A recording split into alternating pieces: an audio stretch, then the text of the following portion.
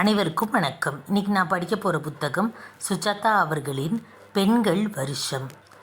இது மாதிரி பல கதைகள் தெரிஞ்சுக்க எல்லாரும் மறக்காமல் நூல்வாசம் சேனலை சப்ஸ்கிரைப் பண்ணிடுங்க. வாங்க கதைக்குள்ளே போகலாம். தலைநகரத்தில் குளிர் வீசிக்கொண்டிருந்த ஒரு பிப்ரவரி தினத்தில் ஒரு மத்தியானம் அனந்தராமன் தன் அலுவலகத்தை விட்டு வெளியே வந்தான். கடலைக்கொட்டை வாங்கி உரித்து மெல்லத் தொடங்கினான். தூரத்தில் பச்சை புல்வெளியில் மரத்தடியில் முண்டாசு அணிந்த ஆசாமி துளசிதாசன் ராமாயணம் படித்து கொண்டிருக்க எதிரே 30-40 பேர் தற்காலிகமாக குந்தி உட்கார்ந்திருந்தார்கள். அனந்தராமன் லஞ்ச் இடைவேளையில் சற்று நேரம் கடலைக்கொட்டை மென்று கொண்டு துளசிதாசன் ராமாயணம் கேட்பான். அந்த இந்தி அவனுக்கு சற்றே புரியும். அதில் ஏதோ மெலிதான இலவசமான புண்ணியம் இருப்பதாக அவனுக்கு நம்பிக்கை. அவள் இந்த சர்வ ஜெகத்தின் தாய். அவள் பொறுமையின் அவதாரம். அவள் கற்பின் சிகரம். அவள் அழகின் உன்னதம். அவள் தெய்வம் சீதாதேவி. சீதாதேவி அன்னைக்கு பிரவேசம் கூட்டத்தில் இருந்தாள். சுற்றிலும் உட்கார்ந்திருந்த அத்தனை பேரும் அந்த மகத்தான துயரத்தில் ஆழ்ந்து தசோ தசோ என்று உருகி கொண்டிருந்தார்கள். அவர்கள் பெரும்பாலும் சர்க்கார் அலுவலகத்தில் பியூன்களும் டெஸ்பாச் கிளர்க்குகளும். தத்தம் சீதாதேவிகளை குடித்துவிட்டு அடிப்பவர்களாகவும் இருக்கக்கூடும் என்று எண்ணினான் அனந்தராமன். அனந்தராமன் கல்யாணமாகாதவன், ஒரு ஸ்டெனோடைப்பிஸ்ட். அவன் சம்பளம் அவனுக்கு போதும். ஆனால் அவன் கல்யாணம் செய்து கொண்டால் அவஸ்தைப்படுவான். அம்மா வாரம் பிள்ளையார் சொல்லி சேமம் போட்டு உடனே அவன் கல்யாணத்தை பற்றி எழுதுவாள். அனந்தராமன் கல்யாணம் செய்து கொண்டுவதற்கு முன் தேவையான விஷயங்களை எல்லாம் பட்டியல் செய்து வைத்திருக்கிறான். அந்த பட்டியலில் முதல் ஐட்டம் பணம். பணம் இல்லாமல் அட்வான்ஸ் கொடுக்க முடியாது. தேனிலவு போக முடியாது. ஃபர்னிச்சர் வாங்க முடியாது. பெண் SSLC பாஸ் பண்ணி இருக்கிறாள். வீணை வாசிக்கிறாள். நல்ல அடக்கமான குடும்பத்து பெண். செக்க செவியல் என்ற நிறம். சாரதாவின் பெண் மாலினி அல்ல. அவள் போல சாயல். ஆனால் நல்ல சிவப்பு. காது மூக்கில் போட்டு கையில் குடிக்கிறார்கள். பெண்ணின் ஃபோட்டோவை அனுப்பட்டுமா? மிஸ்டர் அனந்தராமன் காது மூக்கில் வைரம் அணிந்து வீணை வாசித்து விட்ட காரியம் செய்ய சென்ற அந்த SSLC பெண்ணிடமிருந்து அவன் கவனம் கலைந்து திரும்பி பார்த்தான். ஒரு பஞ்சாபி பெண் செக்க செவில் என்று இருந்தாள். ஆண்களின் சட்டை. காதில் ஒரு பெரிய வளையம். பேண்ட் வேஷ்டியைப் போல தொளதொளவென்று அணிந்திருந்தாள்.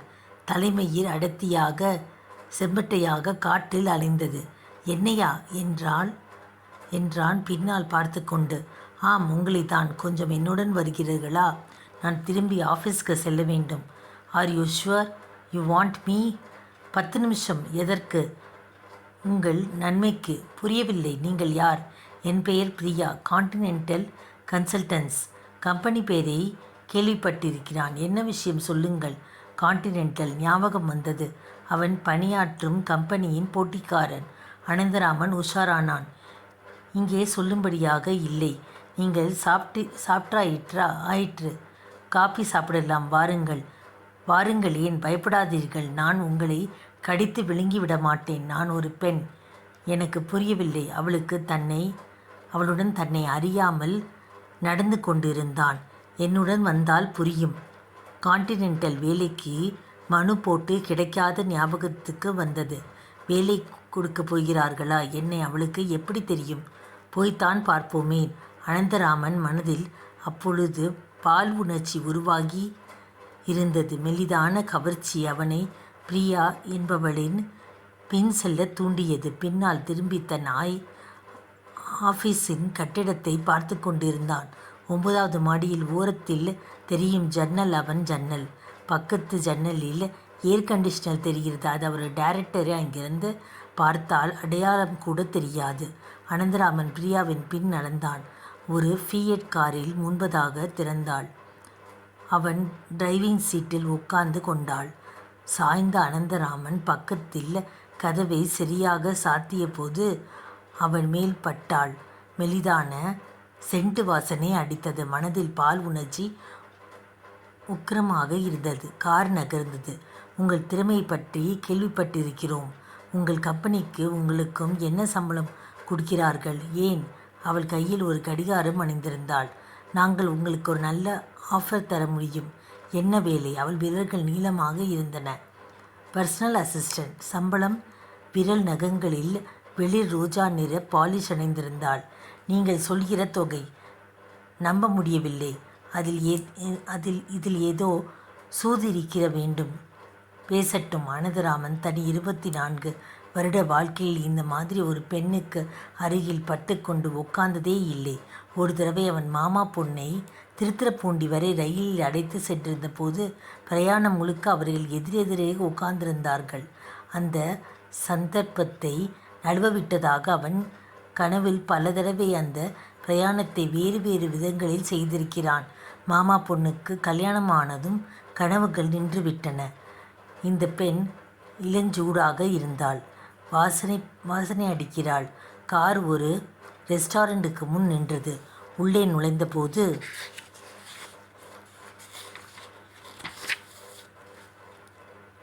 அனந்தராமன் சுற்றிலும் பார்த்து கொண்டான். யாராவது பார்த்துவிட்டால் பாதி இருட்டில் பாப் சங்கீதம், பீங்கான் சத்தங்கள் கலந்து ஒலித்து கொண்டிருந்தது. மேஜையில் உட சரசமாட அந்த சர்தாஜி ஒரு எலும்பை உறிஞ்சிக்கொண்டு இல்லை என்று உறிஞ்சி உண்டு இல்லை என்று பண்டு கொண்டிருந்தான். பிரியாவை பார்த்ததும் ஹலோ பிரியா என்றான். அவன் கண்கள் அவன் மேல் விஷமமாக பார்த்துவிட்டு அனந்தராமன் மேல் தங்கின. வெளியே வா, பார்த்து கொள்கிறேன் என்று சொல்வது போல பார்வை. தனியாக மேஜை மேல் அவன் எதிரே உட்கார்ந்திருந்தாள். என்ன சாப்பிடுகிறீங்க? மசால் தோசையா என்றாள். அதில் தன் மதராசி என்கின்ற கேலி இருப்பதாக பட்டது அனந்தராமனுக்கு. வேண்டாம் என்றான். ஓகே, ஐஸ்கிரீம் சாப்பிடுங்கள் என்று வெயிட்டரின் கை சுடக்கி கூப்பிட்டு ஆர்டர் செய்தாள். அவள் பார்வை அலைந்தது. ஆங்காங்கே அடையாளங்களைக் கண்டு புன்னகை செய்தாள். உங்களை மாதிரி திறமை உள்ள ஆசாமி அடிக்கடி கம்பெனி மாறுவது ஆச்சரியமில்லை. என்னை பற்றி உங்களுக்கு எப்படி தெரியும்? நாங்கள் தெரிந்து கொள்வோம். நீங்கள் கெட்டிக்காரர், கம்பெனி டைரக்டர் வலது கை மாதிரி. நீங்கள் இந்த கை. நான் பப்ளிக் ரிலேஷனில் இருக்கிறேன். ஏறக்குறைய அரை செங்கல் அளவுக்கு ஐஸ்கிரீம் வந்தது. தித்திக்கப் போகின்றன என்றது. அதன் மார்பில் ஒரு முந்திரி பருப்பு பதித்திருந்தது. பிரியாவின் மார்பில் ஒரு தங்க டாலர். சாப்பிடுங்கள் என்றால் மெதுவாக ஸ்பூனை அந்த ஓரத்தில் சேதம் பண்ணி ஸ்கூப்பை சப்பி அவளை பார்த்து புன்னையுடன் 2 கண்கள் மூடித்திருந்தாள். உங்களுக்கு ஒரு புதிய வேலை இஷ்டமா? என்ன வேலை? அனந்தராமன் கைகடிகாரத்தை பார்த்து கொண்டான். நான் திரும்பி ஆஃபீஸ்க்கு போக வேண்டும். விஷயத்துக்கு வந்து விட்டாள். வேலை குடிக்கிறேன் என்பதெல்லாம் உபரி விஷயம். என்னால் அவளுக்கு ஒரு காரியம் நடக்க வேண்டியிருக்கிறது. அது என்ன காரியம்? அதற்காக அட்வான்ஸ் ரூபாய் 5000 என்று தன் பர்ஸை திறந்தாள். அதெல்லாம் எதற்கு? முதலை விஷயத்தை சொல்லுங்கள். வேவர்ஸ் மினிஸ்ட்ரிக்கு ஒரு டெண்டர். நாளை கடைசி தினம். தெரிந்திருக்கும் உங்களுக்கு. சொல்லுங்கள். உங்கள் கம்பெனி எவ்வளவு கோட்டிங் செய்திருக்கிறது என்று தெரிய வேண்டும். புரிகிறது. எவ்வளவு என்று சொல்லுங்கள். உடனே 5000 ரூபாய். ஆஃபீஸ்க்கு போய் தெரிந்து கொண்டு செய்தாலும் சரி. அட்வான்ஸ் பணத்தை கொடுக்கிறோம், பாக்கியை. புரிந்தது என்றான். நீங்கள் கெட்டிக்காரர். நீங்கள் விவரமாக சொல்ல வேண்டியதில்லை. அனந்தராமன் யோசித்தான். அந்த கொட்டேஷன் டைப் அடிப்பதற்காக அவன் மேஜை மேல் காத்து கொண்டிருக்கிறது. இதை அவளிடம் சொன்னால் அவன் கம்பெனி அதற்கு குறைவாக கொடுத்து டெண்டர் அனுப்புவார்கள். கான்ட்ராக்ட் அவர்களுக்கு கிடைக்கும். என்ன சொல்கிறீர்கள்? சொன்னால் என்ன? இது துரோகம். துரோகம் ஒரு வார்த்தையில் அடங்கிறது. அவர் டைரக்டர் அவரிடமிருந்து வைத்திருக்கும் நம்பிக்கையின் துரோகம். அவ்வளவுதான். துரோகம் எவ்வளவு கவர்ச்சிகரமான இருக்கிறது. அந்த பெண் அவனை பார்த்து கண் சிமிட்டினாள். எனக்கு ஞாபகமில்லை என்றான். தற்காலிகமாக பதில் சொல்வதற்காக அவனுக்கு பட்டது. ஏன் முடியாது என்று சொல்லிவிட்டு எழுந்து போக மாட்டேன் என்கின்றான். இன்னும் ஐஸ்கிரீம் சாப்பிட்டு கொண்டிருக்கிறான். ஆஃபீஸ்க்கு போய் எனக்கு ஃபோன் செய்யுங்கள். என் நம்பர் தரட்டுமா? எனக்கு தெரியாது. ஃபைல் டைரக்டரின் அருகில் அலமாரியில் இருக்கிறது. உங்களிடம் எல்லா சாவிகளும் இருக்கின்றன. என்னிடம் இல்லை. நீங்கள் பயப்படுவீர்கள் ஏன் என்று நினைக்கிறேன். இதில் பயப்படுவதற்கு என்ன இருக்கிறது? இஷ்டமில்லை, வேண்டாம்.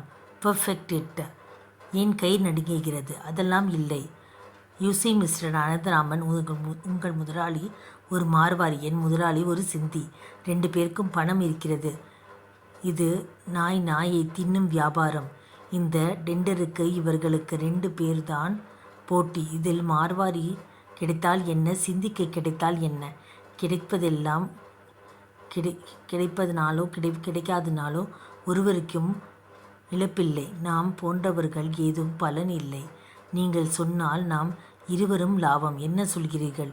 யோசிக்க வேண்டாம். முழு பணத்தையும் இப்பொழுதே வாங்கிக் கொள்ளுங்கள். 5000க்கு மேல் வேண்டுமா? ஐஸ்கிரீம் ரூபாய் 5000 ரூபாய் அட்வான்ஸ் கொடுத்து விடலாம். 5000 ரூபாய் அட்வான்ஸ் கொடுத்து விடலாம். ஃபர்னிச்சர் வாங்கி விடலாம். தேனிலவுக்கு போகலாம். நீங்கள் கேட்கும் விஷயம் எனக்கு தெரியாது. அந்த டீட்டெயில்ஸை டைரக்டர் வைத்திருக்கிறார். இஷ்டமில்லை என்று சொல்லிவிடுங்கள். அனாவசியமாக பொய் சொல்லாதீர்கள். உங்களை நான் அதிகமாக வற்புறுத்த விரும்பவில்லை. யோசியுங்கள். இது டெல்லியில் சாதாரணமாக நிகழ்கிறது. பணத்தை வாங்கி கொண்டு நீங்கள் எனக்கு தகவல் சொல்லலாம். எனக்கு உங்கள் மேல் நம்பிக்கை இருக்கிறது. இதில் ஒரு நம்பிக்கை இல்லை. வேண்டாம் என்றான்.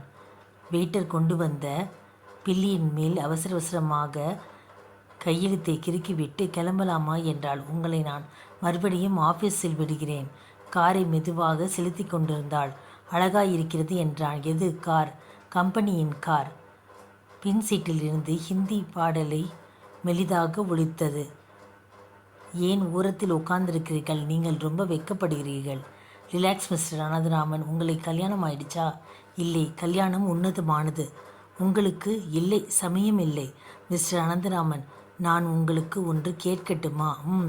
உங்களுக்கு அந்த தொகை தெரியும் அல்லவா? அதை இங்கே வைத்திருக்கிறீர்கள் அல்லவா என்ற நெற்றியை தொட்டு காட்டினாள். இல்லை என்றான் ஹீனமாக. உங்களுக்கு என்ன வேண்டும் சொல்லுங்கள். பாடன் மீ, இன்று மாலை நீங்கள் ஃப்ளாட்டுக்கு வருகிறீர்களா? நான் தனியாகத்தான் இருக்கிறேன். சற்று நேரம் பேசிக்கொண்டிருக்கலாம். பிரியா, நான் உங்களை ஒன்று கேட்கலாமா? கேளுங்கள். நான் சொல்ல வேண்டிய விஷயத்தை நீங்கள் என்ன வேண்டுமானாலும் செய்வீர்களா? என்னால் முடிந்தால். ஏன்? பப்ளிக் ரிலேஷன் என்றால் இது சர்வதேச பெண்கள் வருஷம். இதற்கும் என்ன சம்பந்தம்?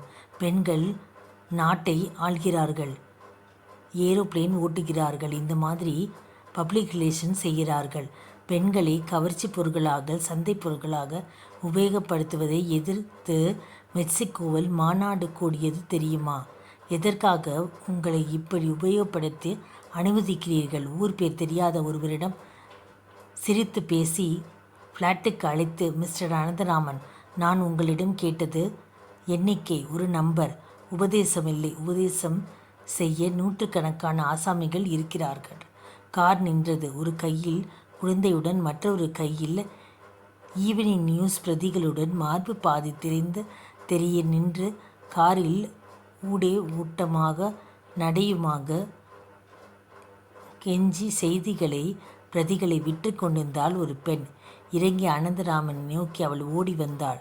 சர்வதேச பெண்கள் வருஷம் என்று சொல்லிவிட்டு விருட்டென்று புறப்பட்டாள் பிரியா. துளசிதாசன் ராமாயணம் கலைந்து புல்வெளி காலியாக இருந்தது. லிஃப்ட் வேலை செய்யவில்லை. மெதுவாக ஒவ்வொரு படிகளாக ஏறினான். முழங்கால் வலித்தது. சுலபமாக வந்த 5000 ரூபாய் வேண்டாம் என்று விட்டுவிட்டேன். தான் ஏதோ மகாத்மா காரியம் செய்துவிட்டதாகவும் அவனுக்கு படவில்லை. தன்னிடத்தில் தர்ம உணர்ச்சியை விட பய உணர்ச்சி தான் அதிகமாக இருந்தது. பாவம் செய்ததற்கு ஒரு ஜாதகம் இருக்க வேண்டும், ஒரு தைரியம் வேண்டும், ஒரு ராசி வேண்டும். சுலபமாக அவளிடம் விலாசம் வாங்கி கொண்டிருக்கலாம். அவள் சினிமாவுக்கு கூப்பிட்டிருக்கலாம்.